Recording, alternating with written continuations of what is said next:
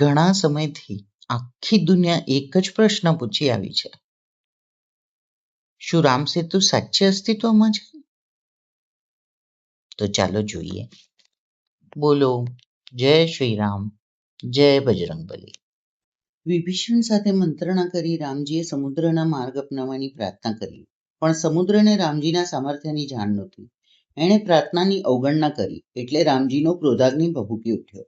સમુદ્રને શોષી લેવા ધનુષ પર બાણ ચડાવ્યું. ભયભીત બનેલો સમુદ્ર એની રાણીઓ સાથે પ્રત્યક્ષ પ્રગટ થયો.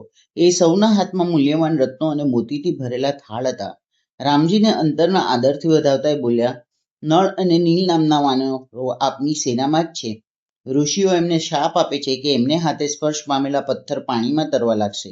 એ બંને દ્વારા સેતુનું નિર્માણ 100 યોજન સુધી છેક સામા કિનારા સુધી નિર્વિઘ્ને થઈ શકશે. રામજીની આજ્ઞા થતાં જ સેતુનું નિર્માણ કાર્ય તરત જ શરૂ થઈ ગયું. સમય ખૂબ જ થોડો હતો. નળ નીલ મોટી મોટી શિલાઓ સમુદ્ર પર ગોઠવવા લાગ્યા. વાનરો અને રીંછો આસપાસ પડેલા ખડકો અને શિલાઓ એમની સમક્ષ ખડકવા લાગ્યા. સાગર કિનારાની આસપાસ ખડકો અને શિલાઓ ખલાસ થઈ જતા વાનર અને રીંછો દૂર દૂરથી લાવીને પુરવઠો પૂરો પાડવા લાગ્યા. હનુમાનજી તો દૂર દૂરથી પર્વતના શિખરો જ ઉપાડી લાવતા. સેંકડો વાનર જેટલું કામ માત્ર એક જ ફેરામાં એ પોતે કરી નાખતા. એમની નજર સામે અસહાય અવસ્થામાં એકાંકી કારાવાસ ખેડી રહેલી મા દેખાઈ રહી હતી. સેતુ બંધાઈ જાય તો તરત સામે પાર પહોંચી જવાય. રાક્ષસ રાજે આપેલી અવધિ તો દિન પ્રતિદિન પાસે ને પાસે જ આવતી જતી હતી. હનુમાનજી દ્રોણાચલનું ગોવર્ધન પર્વત ઉઠાવવા લાગ્યા, પણ એક તસુય ખસ્યું નહીં. એટલે અંજની પુત્રને આશ્ચર્ય થયું. માત્ર 7 કોસનો વિસ્તાર ધરાવતું શિખર એમનાથી ખસ્યું નહીં, ત્યારે એમની પાછળ કંઈક રહસ્ય છુપાયેલું લાગ્યું. કેસરી કિશોર હનુમાનજીએ તરત જ ધ્યાન ધર્યું. એમના ધ્યાનમાં ગોવર્ધન પ્રત્યક્ષ થયા. હનુમાનજી, હું તો ગોલોકમાં હતો. પ્રભુની સેવામાં સર્વદેવો ધરા પર અવતરતા ધારણ કરવા નિર્ણય કર્યો, એટલે હું પણ અહીં દ્રોણાચલ પર આવીને સ્થિર થયો છું. પ્રભુના કાર્યમાં જોડાવાનો લાભ મળે એને હું તો મારું પરમ સૌભાગ્ય સમજું છું. વિનંતી કરતા હનુમાનજી બોલ્યા, ગોવર્ધનજી, હું પણ આપને પ્રભુના કાર્ય માટે જ લઈ જવા આવ્યો છું. જાનકીજીને લઈ આવવા રામજી સેતુબંધ નિર્માણ કરી રહ્યા છે. શિલાઓ ખૂટી પડી એટલે આટલા દૂર દૂર આવીને હું શિખરો ત્યાં લઈ જાઉં છું. પ્રભુની સેવામાં કામ આવવાની વાત સાંભળી ગોવર્ધનની આંખમાં હર્ષના આંસુ આવી ગયા. એ તો તરત જ બોલી ઉઠ્યા, તો મને અત્યારે જ ત્યાં લઈ ચલો. હવે મને ઉઠાવી જુઓ. મારું વજન તો તમને ફૂલના દડા જેવું લાગશે. ગોવર્ધનને વંદન કરી હનુમાનજીએ ધ્યાન જોડ્યું. શિખરને હાથથી સ્પર્શ કરતા જ તરત જ દ્રોણાચલથી છૂટું થઈ ગયું. પવન વેગે ગોવર્ધનને એક જ હાથે ઉઠાવી હનુમાનજી સમુદ્ર તટ ભણી ઉડ્યા. હનુમાનજી ગોવર્ધનને લઈને માંડ થોડેક દૂર પહોંચ્યા હશે ત્યાં જ રામજીની આજ્ઞા સાંભળી વિમાસણામાં મુકાયા. રામજીએ સૌ વાનર અને રીંછોને આજ્ઞા આપી હતી કે ભાઈઓ, તમારા સૌના સહકારથી સેતુબંધનું નિર્માણ કાર્ય નિર્વિઘ્ને પરિપૂર્ણ થઈ ગયું છે. હવે વધારાની શિલાઓ અને ખડકોની જરૂર નથી. તમે જ્યાંથી લાવ્યા હોય ત્યાં પાછા મૂકી આવો. શિલાઓ અને શિખરો પાછા મૂકી આવતા વાનરો પાસેથી આ રામાજ્ઞા સાંભળી હનુમાનજી ઊંડા વિચારમાં ડૂબી ગયા. એમણે તો મથુરા પાસેની વૃષભૂમિમાંથી ગોવર્ધનને મૂકી દીધા. ગોવર્ધન તરત જ બોલી ઉઠ્યા, કેમ ભાઈ, પ્રભુ દર્શનની, પ્રભુના કાર્યમાં આવવાની મોટી મોટી વાતો કરીને મને ફસાવ્યો ને. આના કરતાં તો હું જ્યાં હતો ત્યાં સારો હતો. તમે તો બાવાનાએ 2 બગડિયા જેવા મારા હાલ કર્યા. ન હું દ્રોણાચાલનો રહ્યો કે ન હું અહીંનો રહ્યો. પ્રભુનું સાનિધ્ય તો હવામાં જ ઝૂલતું રહ્યું. હનુમાનજી વિવશ સ્વરે બોલ્યા, ભાઈ, તમારી વાત સાચી છે, પણ મારે મન રામાજ્ઞા પણ એટલી જ સાચી છે, એટલી જ મહત્વની છે. પણ તમે ચિંતા કરશો નહીં. થોડી વાર અહીં વિશ્રામ કરો. ત્યાં સુધીમાં હું પ્રભુની આજ્ઞા લઈને આવું છું. જોજો પાછા ફરજો. ગોવર્ધનજી બોલ્યા, અહીં મને અધવચ્ચે રઝળાવશો નહીં. હું તો તમારા ભરોસે અહીં બેઠો છું. વરસાદની માફક તમારી રાહ જોઈ રહ્યો છું. હનુમાનજી તો ત્યાંથી પવન વેગે ઉડ્યા દક્ષિણના સાગર તટ ભણી. સંપૂર્ણ થયેલા સેતુબંધનું પ્રભુજાત નિરીક્ષણ કરી રહ્યા હતા. એ વખતે જ એમની સમક્ષ આવી હનુમાનજી ઉભા રહ્યા. પ્રભુના ચરણોમાં મસ્તક નમાવી મૂંગા જ ઉભા રહ્યા. મનમંદ હાસ્ય કરી અંતર્યામી ભગવાને કહ્યું, આજે તો તમે મારી પાસે તમારા અંતરની કોઈ ઈચ્છા વ્યક્ત કરવા આવ્યા છો. બોલો, તમારી ઈચ્છા પૂરી પૂર્ણ કરતા મને ખૂબ જ આનંદ થશે. તમારી ઈચ્છા તમારું પોતાનું કંઈ હિત સાધવા માટેની નથી હોતી. તમારી ઈચ્છામાં પણ પરમાર્થ જ સમાયેલો હોય છે. હનુમાનજી ખૂબ જ નમ્રતાપૂર્વક પોતે ગોવર્ધનને આપેલા વચનની વાત કરતા કહ્યું, પ્રભુ, એ તો અહીં આવવા જ તૈયાર નહોતા. એ તો મેં જ્યારે એમને તમારા કાર્યની સ્મૃતિ અપાવી ત્યારે જ ખૂબ ઉત્સાહપૂર્વક અહીં આવવા તૈયાર થયા. એમને તમારા દર્શનની ખૂબ જ ઝંખના છે. પણ તમે તો હવે 100 વાનરના થોભી જાવની આજ્ઞા ફરમાવી. શિલાઓ અને પથ્થરો જ્યાંથી લાવ્યા હતા ત્યાં મૂકી આવવા કહ્યું. મારી સ્થિતિ તો પ્રભુ ખૂબ જ વિષમ બની ગઈ છે. હવે આનો ઉપાય આપ જ બતાવો. હનુમાનજીની મીઠી મૂંઝવણ રામજી પામી ગયા. હસતા હસતા બોલ્યા, હનુમાનજી, તમે ગોવર્ધનને જે વચન આપી આવ્યા છો એ અવશ્ય પરિપૂર્ણ થશે, પણ એ આ વખતે નહીં. દ્વાપરમાં કૃષ્ણ અવતારમાં આ જન્મે તો એમના ભાગ્યમાં વ્રજભૂમિમાં સ્થળાંતર થવાનું લખાયું જ છે. એમને જઈને કહો કે કૃષ્ણાવર્તામાં હું એમને 7 દિવસ અને 7 રાત્રે સુધી ધારણ કરીશ. ગોકુળવાસીઓને જીવનદાન આપવાનું શ્રેય આપીશ. ત્યાં સુધી એ વ્રજભૂમિમાં જ મારી પ્રતીક્ષા કર્યા કરે. હનુમાનજી એ જ વખતે ગોવર્ધનના ભગવાનને આ સંદેશો પહોંચાડવા પડ્યા. આખે રસ્તે એમને પ્રભુ કૃપાના જ વિચાર આવ્યા કરતા હતા. પ્રભુ કેટલા બધા દયાળુ છે. તુચ્છ સેવકે આપેલા વચનને પણ કેટલો બધો ખ્યાલ રાખે છે. એ તો ખૂબ જ ઉત્સાહપૂર્વક ગોવર્ધનના પ્રભુ પુનિતને સંદેશો પહોંચાડવા ગયા. ગોવર્ધન પણ મહાવીરની રાહ વરસાદની માફક જ જોઈ રહ્યા હતા. બજરંગબલીને દૂરથી આવતા જોતા જ ગોવર્ધનનું હૈયું ઉછાળા મારવા લાગ્યું. હનુમાનજીએ પ્રભુનો સંદેશ વિગતવાર કહી સંભળાવ્યો. પ્રભુનો સંદેશો સાંભળી ગોવર્ધનના આનંદની તો અવધિ જ ના રહી. ભગવાનના ભક્તને ભગવાને આપેલી અવધિ પર અખૂટ આસ્થા હોય છે. ગોવર્ધને ઝરણાના રૂપે સહસ્ત્ર અશ્રુપ્રવાહ વહેવાડવા માંડ્યા. રોમે રોમ રોમાંચ થતા વૃક્ષની ડાળીઓ હલી ઉઠી. દ્વાપર યુગ તો કાલે સવારે આવ્યો સમજો. મારા હૃદયેશ્વર મને ધારણ કરશે, ના પુનિત સ્પર્શે તો હું પાવન થઈ જઈશ. હનુમાનજીનો ખૂબ ખૂબ આભાર માનતા ગોવર્ધન બોલ્યા, મારુતિ, તમે તો મારું પરમ કલ્યાણ કરી દીધું. પોતે આપેલા વચન પણ પ્રભુ પાળવાનો વાયદો કર્યો.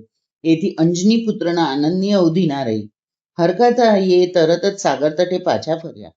સેતુના નિર્માણ કાર્યમાં હનુમાનજીએ ખૂબ જ રસ લીધો હતો.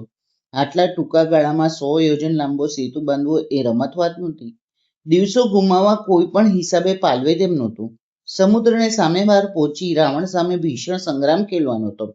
નળ નીલ તો જાણે મોટા એન્જિનિયર હોય તેમ સેતુ બનાવવાના કામમાં લાગી ગયા હતા. બીજા વાનર અને રીછો શિલાઓ ગોઠવવામાં એમને સહાય કરતા હતા. બીજા વાનરો અને રીછો દૂર દૂરથી મોટા મોટા પથ્થર અને શિલાઓ સાગર તટે લાવીને ખડકી દેતા હતા. એ સૌના ઉત્સાહ વધારવા હનુમાનજી ખૂબ પોરસ ચડાવતા હતા. પણ પહેલે દિવસે માત્ર 14 યોજન જેટલું જ કામ થયું ત્યારે હનુમાનજી પણ થોડી વાર માટે હતાશ થઈ ગયા.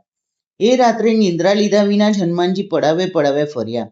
સૌની સમક્ષ પરિસ્થિતિનો તાદશ્ય ચિત્તાર આપતા બોલ્યા, ભાઈઓ, આજની માફક ધીમું કામ આપણે રોજ કરીશું તો 100 યોજન લાંબો સેતુ બાંધતા આપણી પાસે જે સમય રહ્યો છે એનો મોટો ભાગ ખર્ચાઈ જશે. પછી તો આપણું કાર્ય કર્યું બધું ધૂળમાં મળી જશે. અંગદ તરત જ બોલી ઉઠ્યા, ના મારુતિ, તો આપણે સૌએ ઢાંકણીમાં પાણી લઈને જ ડૂબી મરવાનું થાય. આવતીકાલથી અમે બમણા જુસ્સામાં કામ કરીશું. તમે ચિંતા ના કરો. સેતુ જેમ બને તેમ જલ્દી બાંધી દઈ રાક્ષસોના દાંત ખાટા કરવા અમારા હાથ તલસી રહ્યા છે. હવે બીજે દિવસે વહેલી સવારે જ કામનો આરંભ કરી દીધો. હનુમાનજી વીજળી વેગે બધે ફરી વળી વાનરો અને રીછોને પોરસ ચડાવવા લાગ્યા. પણ કામ પૂરું થયું ત્યારે માત્ર 20 યોજન વધુ આગળ વધાયું હતું. હનુમાનજી માથું ધોણાવીને બોલ્યા, ભાઈઓ, કાલ કરતા માત્ર 6 યોજન જ આજે વધુ વધ્યા છે. એ તો ઠેરના ઠેર જેવું કહેવાય. જરા વધારે મહેનત કરો, થોડી વધુ શક્તિ કામે લગાડો. હજી તો આપણે લાંબી મંજિલ કાપવાની છે. ત્રીજે દિવસે ઉત્સાહમાં આવેલા વાનર અને રીછો 21 યોજન જેટલું વધારે કામ કર્યું છતાં હનુમાનજી તો ગુમાસ્તાઓ સાથે કસીને કેડતોડ કામ લેતા શેઠ માફક માથું ધૂણાવ્યું. ના રે ના, વધીને 1 જ યોજન વધ્યા. આ કાંઈ વધારો કહેવાય? મારા બાંધવો, હજી વધારે મહેનત કરો, હજી વધારે પુરુષાર્થ કરો. સિદ્ધિ દેવી તમારા ગળામાં માળા પહેરાવવા સામે કાંઠે ઊભી છે. હનુમાનજીના પ્રોત્સાહનથી વાનરો અને રીછો જેમ બને એમ વધુ કામ કરતા હતા. હનુમાનજી પણ સૌ પાસેથી પ્રેમપૂર્વક કામ લેતા હતા. કોઈનું મોઢું લાગે નહીં એની કાળજી રાખતા. છતાં ધાર્યા કરતા એ સવાયું કામ કરાવે નહીં ત્યાં સુધી એમના જીવને ઝપડતો નહીં. ચોથે દિવસે 22 યોજનનો આંકડો પહોંચી ગયો એટલે હવે તો વાનરો અને રીછો પીઠ થાપડી હનુમાનજી ખૂબ જ ઉત્સાહ આપવા લાગ્યા. હવે તમે રંગ રાખ્યો કહેવાય. આપણી મહેનત હવે ઉગી નીકળશે. રાક્ષસ રાજે ધાર્યું પણ નહીં હોય કે આપણે આટલી જલ્દીથી સેતુ પૂરી કરી નાખીશું. હવે તો આવતીકાલે જરા થોડું વધારે જોર લગાવો તો 100 યોજન લાંબો સેતુ બની જાય. માત્ર 1 યોજન જેટલું જ જોર વધારે લગાડવાનું છે.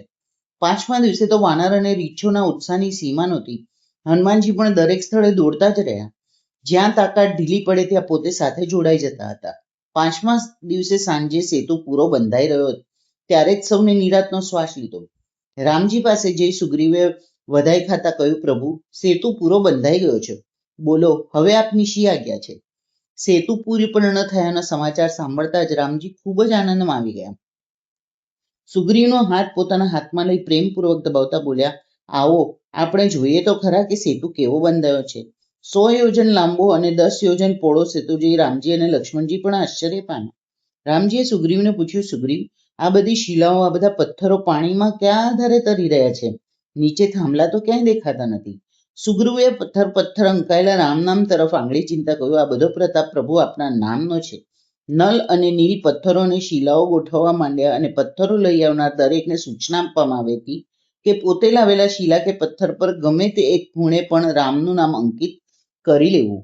આ પથ્થરો આપના નામના પ્રતાપે પાણી પર તરી રહ્યા છે. કિનારે પડેલો એક મોટો પથ્થર રામજીએ હાથમાં લીધો. પાસે પડેલા ખડીના કકડાની એના પર રામનું નામ લખ્યું.